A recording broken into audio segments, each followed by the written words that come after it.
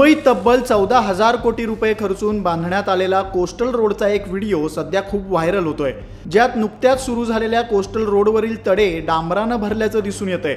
कॉन्क्रीटच्या रस्त्यावर ठिकठिकाणी डांबराचे पॅच लावण्यात आलेत। यावर मुंबईकरांनी महानगरपालिका आणि पर्यायानं सरकारवरती टीका करण्यास सुरुवात केली।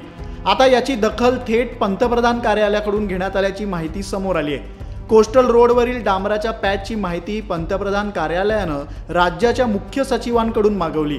त्या दृष्टीनं राज्याच्या मुख्य सचिवांनी आता मुंबई महानगरपालिकेकडून याचं स्पष्टीकरण मागवलं, कारण कोस्टल रोडचं काम मुंबई महानगरपालिका करते।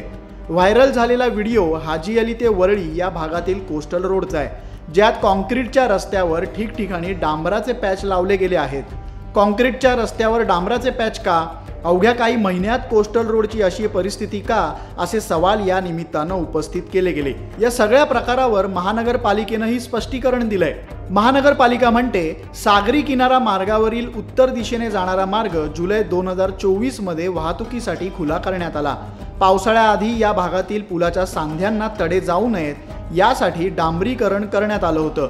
ते मजबूत राहावं यासाठी त्यावर मस्टिकचे अतिरिक्त आवरण ठिकठिकाणी टाकण्यात आलं होतं।